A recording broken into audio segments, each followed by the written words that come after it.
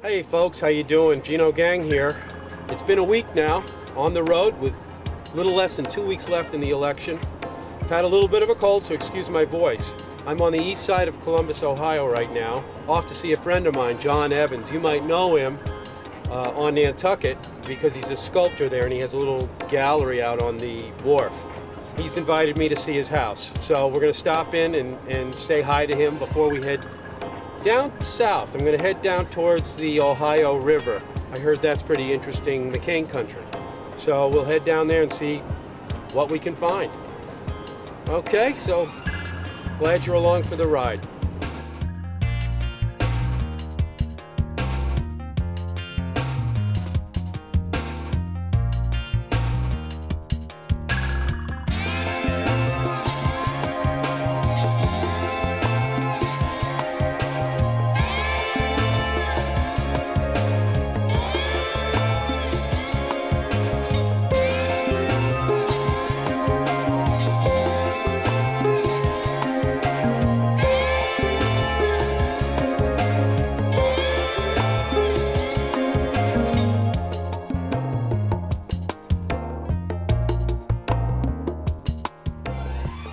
Look at this house, huh? Welcome to Ohio, man. How you been?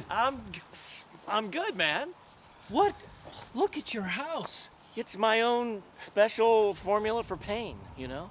Is it really? It's huge. Well, you know, it keeps me off the streets when I'm not doing my my sculpture thing. So. Oh, okay. I noticed you got the Obama sign out front. Got the Obama sign out. You know, we're wearing it with pride. We're hoping for the best. We think we're onto something. But I thought you were a sculptor, not a farmer. Well, you know, these guys out here doing the job they're my best friends. They kind of help me be a sculptor because they are successful farmers. You don't do anything with the property? You know, I tell them to go for it. And you let them use the land? And they go for it, yeah. And what is this here? We've got soybeans out here, and yeah. that's me. And we did winter wheat last fall and then got an early. How long have you had that? Well, you know, I've had it for just a little while. I'm really? Still in that experimental stage where, you know, I know that I can leave in the rolls, but I may be coming back in the tow truck. You know, you just never know. So, but it's a lot of fun. What year is it? 69.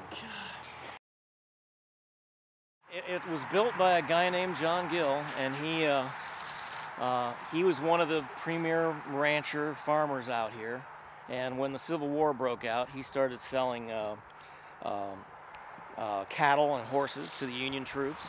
Made a big pile of dough and had to have a big house to show for it. This is, you know, ironically, kind of in the middle of nowhere. There's a little town called Millersport, it's a mile and a half that way. Lancaster's 12 miles that way. Granville's 12 miles that way. Where would he get the horses? How would he get the horses? Well, Baltimore, which is a small town down the road, the rails went through there. Oh, okay.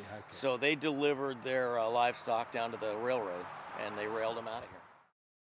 When I bought the property, the realtor, in a too subtle and gentle way, said that I wasn't just buying a house, I was buying a lifestyle.